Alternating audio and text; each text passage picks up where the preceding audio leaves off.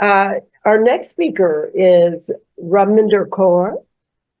She's a professor of anthropology and cultural studies in the departments of anthropology and international development at the University of Sussex, England. Her research areas and expertise span public culture, the history and politics of South Asia, race and ethnicity, and importantly for our conference today, cultures of sustainability. She's also an accomplished scriptwriter and artistic director, well placed to share with us her views on the importance of bringing the arts into efforts to move forward and promoting sustainable development. The title of her presentation today is Narratives of Joy and Resilience on the Edge. And she's focusing on communities of the Sundarbans mangrove forest areas in the Ganges Delta, one of the most densely populated areas in the world, where climate change has brought enormous challenges to the area, including rising sea levels, increased storm surges, coastal erosion, salinity changes, and habitat degradation. But Professor Kaur's story is not about victimhood, but rather about resilience, joy, and ultimately hope and a positive vision for the future. So I'd like to turn it over to Professor Kaur, if she'd like to begin her presentation. We're very much looking forward to hearing. Thank you so much, Joanne, and thank you to Professor Benno-Wellen and all the presenters so far for their very illuminating discussions. Before I start my presentation, I just want to check, am I sharing or is Martin sharing the PowerPoint? It would be better if you could share it. It's technically for us complicated to have a synchronized way, so it would be great if you could share it yourself. Okay, I'm going to try. Sometimes I'm sharing and it doesn't move, and so you have to let me know if I'm not moving. Yeah. If I'm not moving, can you see the presentation? Yeah. Go just to the presentation mode, and everything is okay. Okay, good.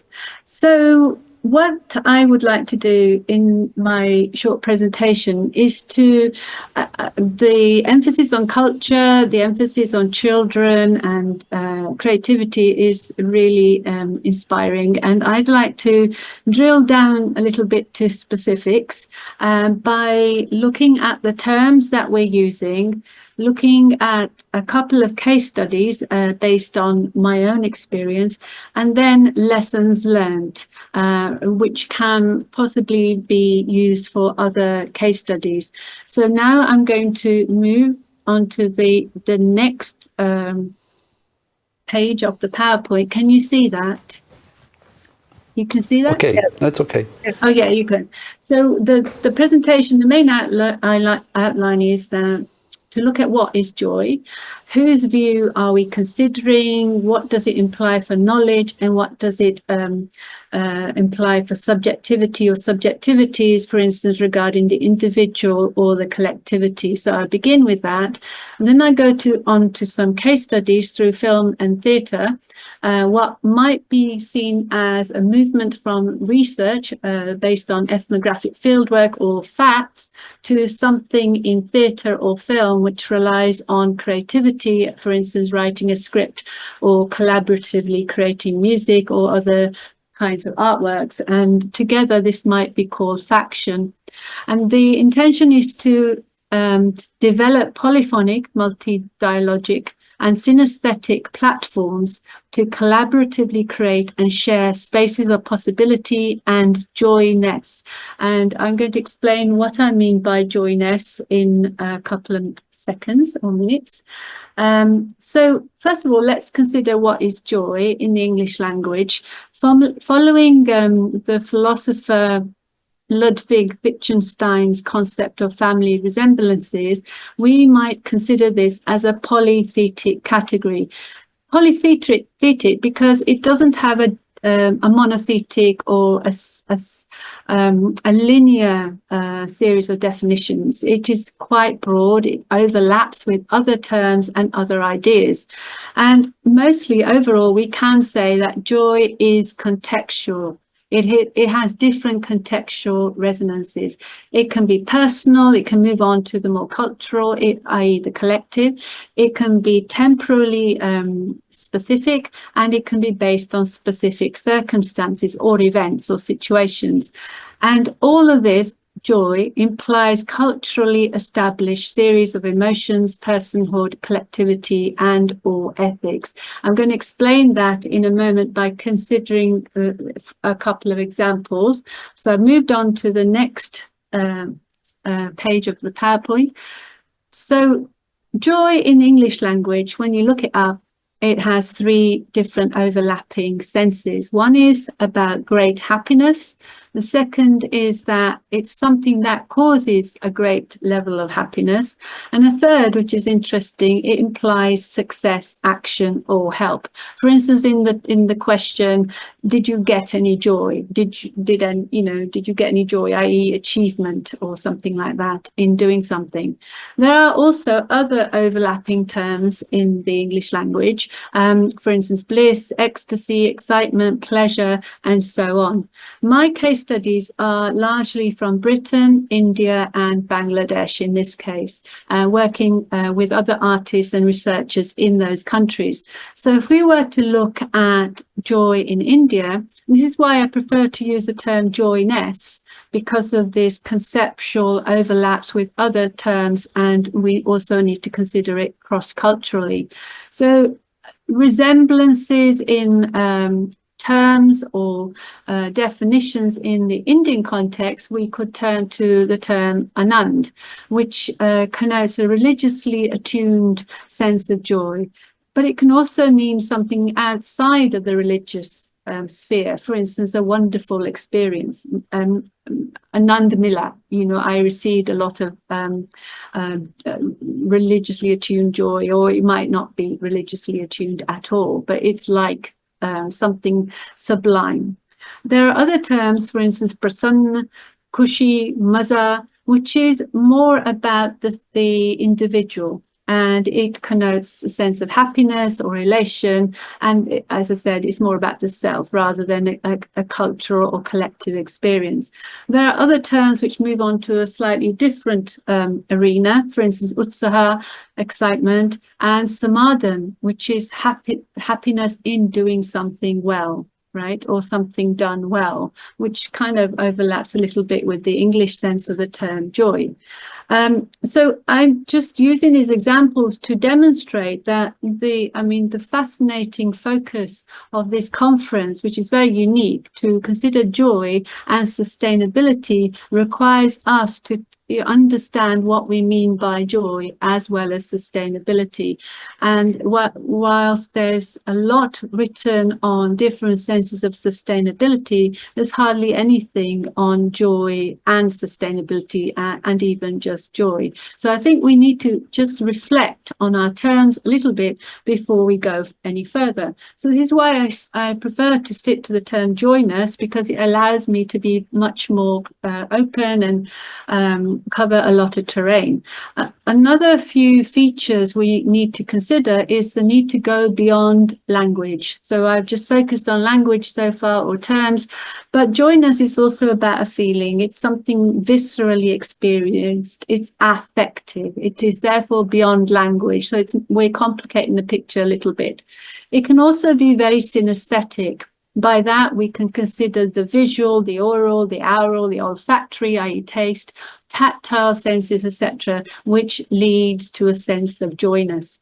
And it all implies a sense of differential relations between self, society, and the world, which includes the environment.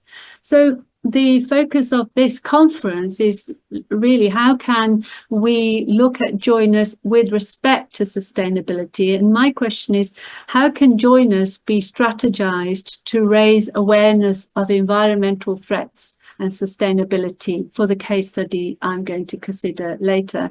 And it suits the focus in this conference for the Gender Declaration on this need of joy as a catalyst for self-organization and solidarity.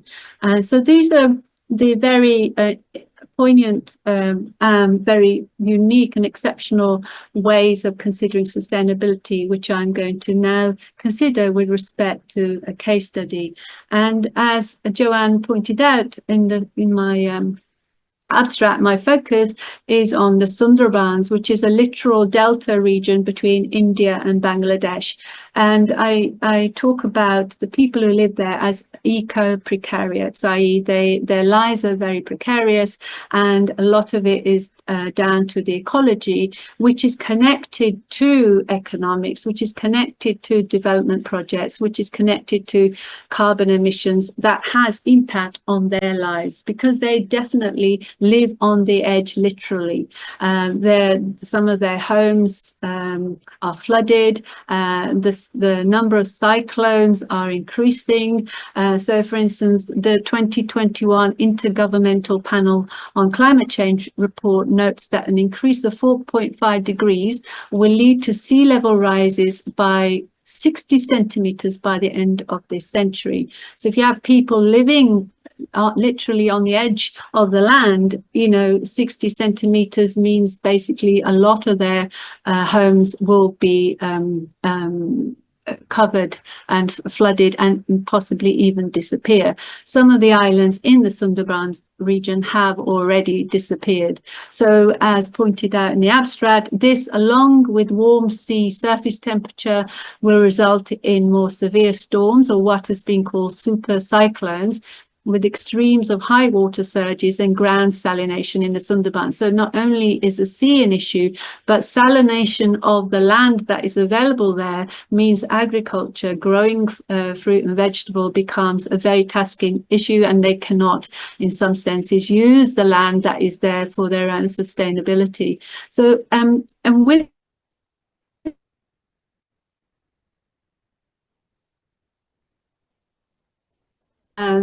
their fertile agricultural land destroyed, farming and fishing livelihoods compromised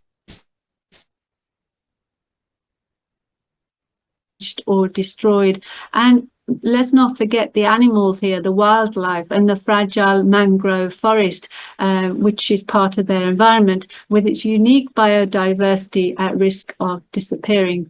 And that's one of the main reasons that the Sundarbans has been called a ground zero of climate change. So what we have done, and by we I mean myself, British theatre company called Kull and Ghetto Tigers, we have gone out to the Sundarbans to meet with various people, various communities, record their narratives, record their songs, and also learn more about their lives so that we can work with them, including those who are artists. And these are precarious artists. For instance, they do not earn much at all from their artworks. It's almost a side thing for instance, running a shop. So a person might have left fishing because it was not leading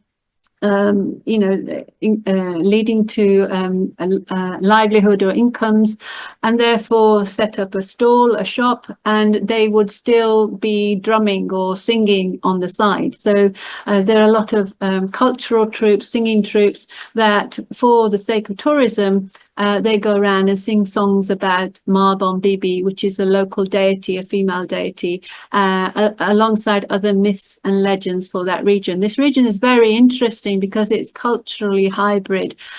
So you have a lot of Hindu-Muslim fusions and syncretic cultures. So you find in this region, Hindus and Muslims worship Ma Bon Bibi, right? Mother Bon Bibi.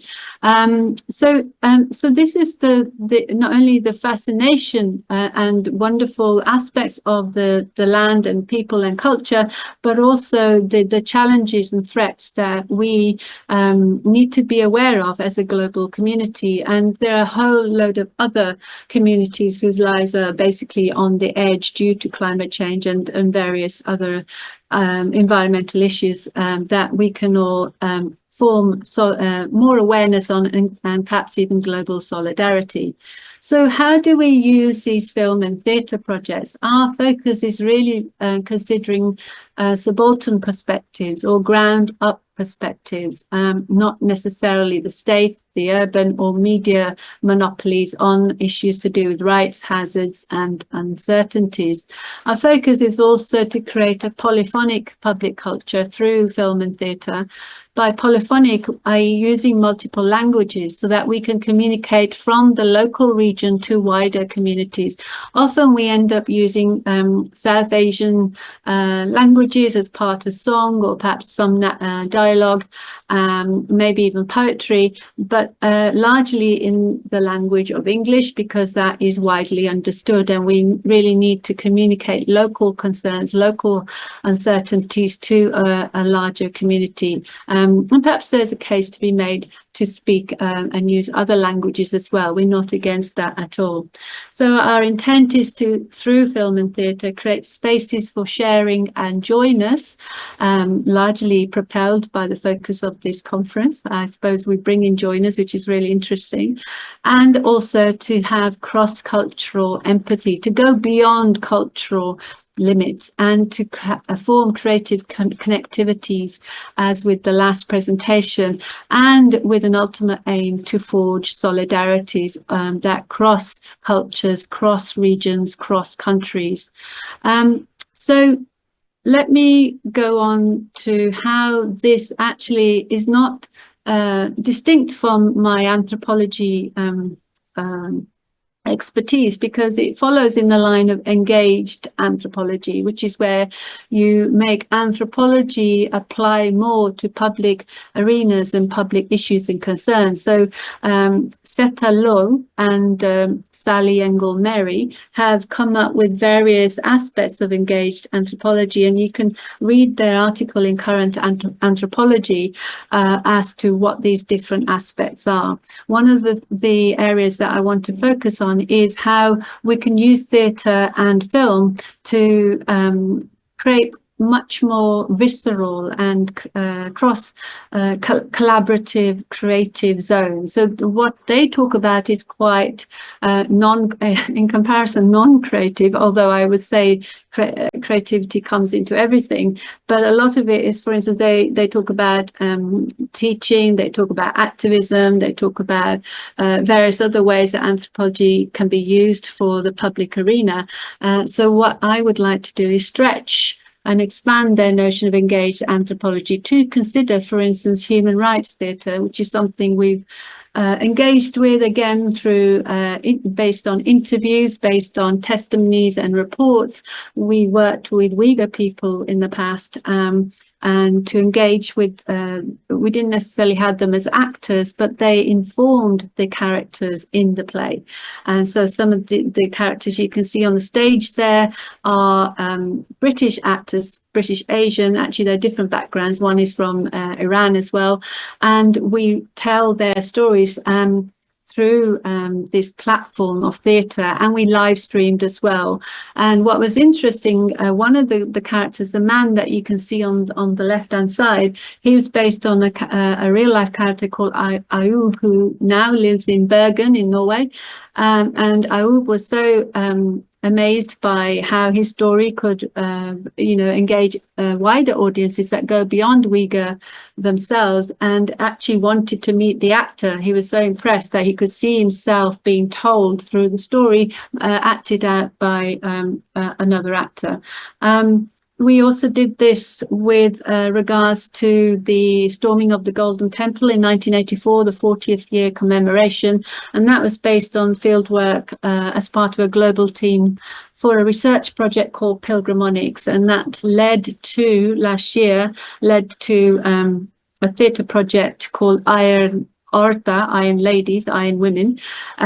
Some of you may know Margaret Thatcher and Indira Gandhi. They were considered the Iron Ladies of their era. And what I did is work with real life people who are not from elite or political backgrounds like Gandhi or Thatcher, and tell their stories through through the medium of theatre, again using song. We used Indian ragi. Ragi are musicians who actually perform in the Golden Temple in Amritsar, the Harmandir Sahib, and they were actually touring in UK at the time, and we integrated their roles into the performance as well. So the top person is an actor. Next to them are the ragi, Hazuri ragi from Harmandir Sahib, Amritsar, Golden Temple, and below that are some images of the actual damage that was done in 1984 when the military stormed this religious place, and then some of the characters. So the two women on the left-hand side are the women I based my script on, whereas we also have the Iron Ladies that everyone else knows about in the world. So basically it's reversing the lens, and joy comes into it. It's funny because even with human rights theatre such as this, joy came into it because we emphasize moments of fun, and the songs also, or the Kirtan it's called, that also created a sense of elation. I'm going to look at this in more detail, the different sense of joyness here with regards to the next project, which we're currently working on, and that is My Ground Zero Homes. This idea that the people in Sundarbans are constantly challenged by the environment, which also has, climate change connections, and they are having to move home. They are having to move out of the region. Men sometimes go to the mainland, to India, in places in India and Bangladesh, and often you find only female-led households because the men are working elsewhere, a long way, hundreds of miles away. And not only that, when their homes are flooded, they might have to physically move altogether and even become migrants themselves as a family unit in places like Kolkata and Dhaka in Bangladesh. In the images, you can see Ma Bibi in the center, and also some shots of the region. This shot on the far right in the corner is an aerial shot of the region, of the littoral delta, and how the sea is, just entering and penetrating into the land, and is basically taking over their land. So what is this project about? How are we intending to move on this? And let me tell you, first of all, our aims. So our idea is to channel the research we do in the zone of Sundarbans. We went to the India side of the Sundarbans to create these spaces of sharing through theatre in this case.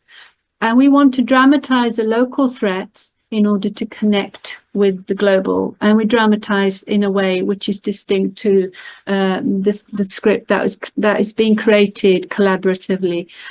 That is with a view to reflect on lifestyles and change behaviors, and this is largely for communities based in urban nexuses and also abroad, so that we have a connection between the global south and the global north. So even though most of the work will be done in Britain, but also in India to some extent, especially in the cities like Kolkata, our intention is so that the audiences begin to reflect more on what they are doing within their day-to-day lives, and how much carbon, for instance, they're emitting as a standard or normalized part of their routine activities in their homes and at work.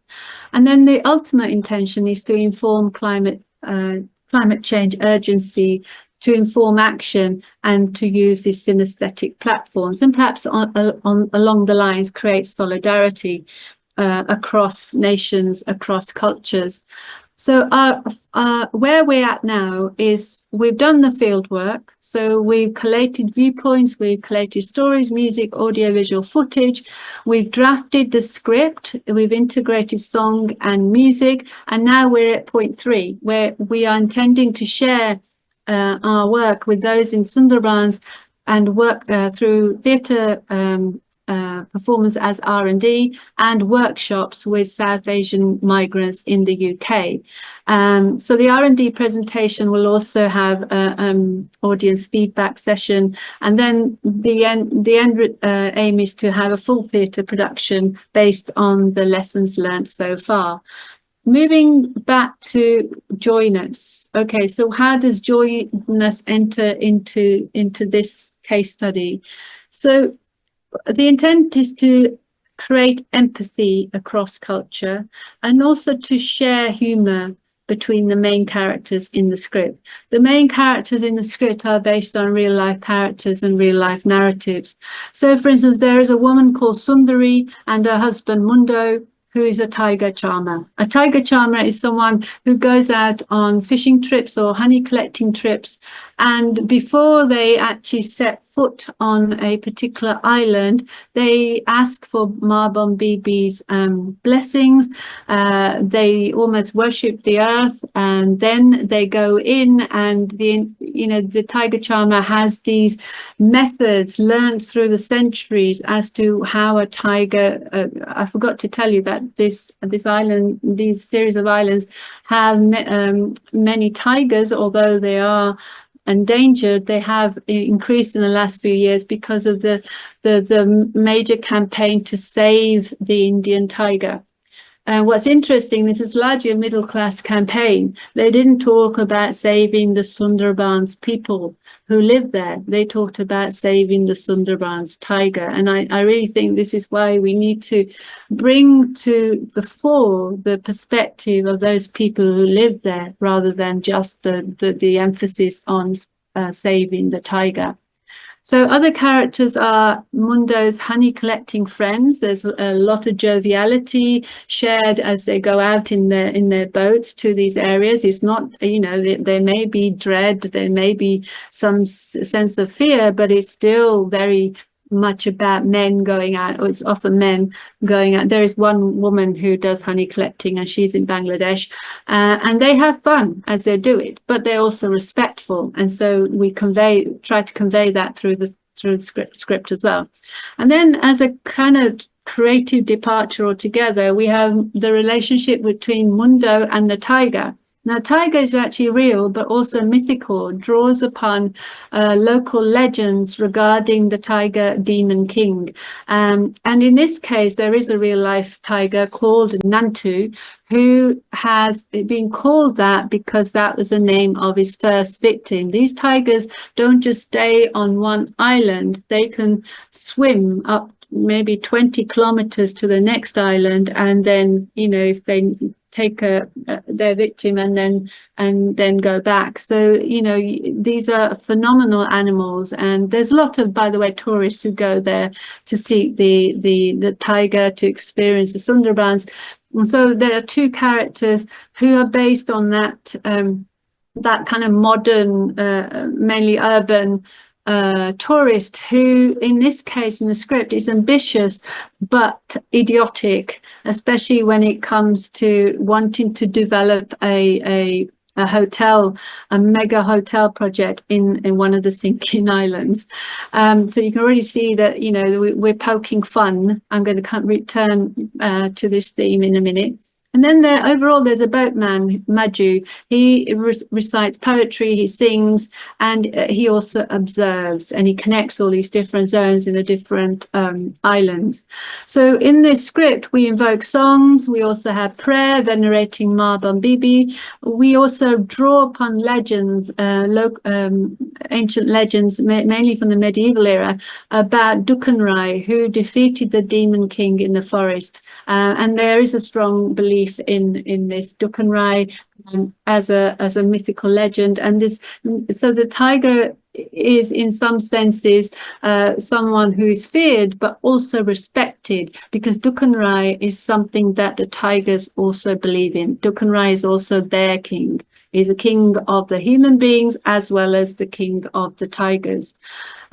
So moving to more analytical consideration of this case study, joyness to resilience. So what kind of joy are we looking at? We're looking here in this case study, shared joy. It's communal, so we can draw upon cultural and historical narratives, song, poetry, music, and also comedy, and bring together cultural and religious narratives in the process. That comes out in the play. We're also poking fun, or taking the mick, or whatever other word you want to use instead of mick. Basically satirizing various people. In this case, it's the urban tourists. And by doing that, we're identifying common threats. And this is focus on mindless development, just money-minded development, rather than one that is sensitive. But even the ecologically aware are also satirized, because that has now become a big marketing tool, the eco-tourist, for instance. And what we're also doing through the characters is standing in the face of challenges or danger. For instance, there's a song which that Sundarbans fishermen sing, which is about looking at the eye of the cyclone, and actually standing up against it and being resilient against it, building their embankments, and if they are eroded, rebuilding them. And you can actually see in one of the videos, which I don't have time to show today, people lining up in rows to build their embankments. These embankments are built largely of mud, so they're not very resilient themselves, because the state hasn't really focused their funds towards embankments, more towards tourism. We also, in this case, look at challenges through the eye of the tiger. I don't want to sing that song, awful song.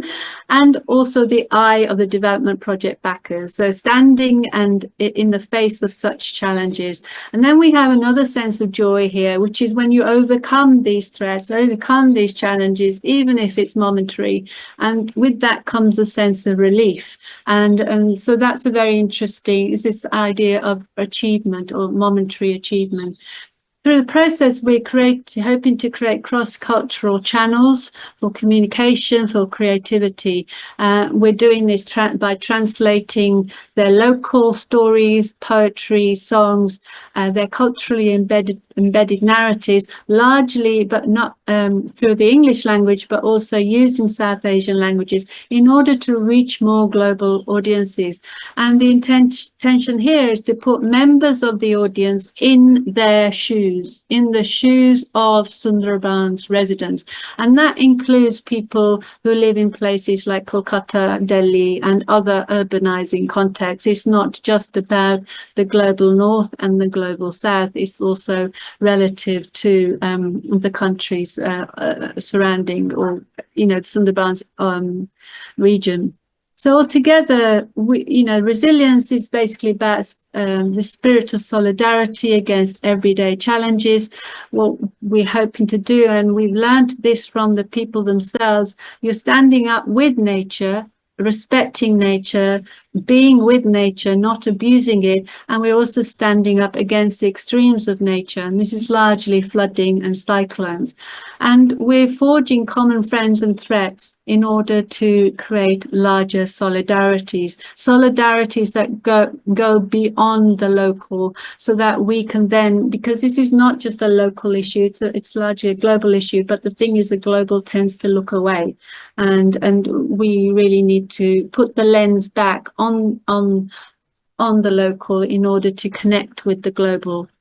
So just to summarize, so what I've done is effectively consider what is joy, move on to this more polythetic area of joyness. I've focused with my collaborators on subaltern narratives with the intent to create polyphonic dialogue and synesthetic platforms for joyness and spaces of possibility. Just to recall that the synesthesia is to move beyond the word, the language, to consider the visceral, the affective, into which humor also comes. And then it's to create cross-cultural creative connectivity and hopefully forge solidarity that goes beyond local regions. Thank you. Well, Professor Kaur, we thank you very much for that extremely interesting presentation and good food for thought. I don't know if we have time for questions right now. You'll be with us at the end of the session, I assume, so that we can come back to them, because we have another speaker before we end this session. But please stay around, and then at the end, perhaps we'll have some questions for you as well for that enlightening and great food for thought.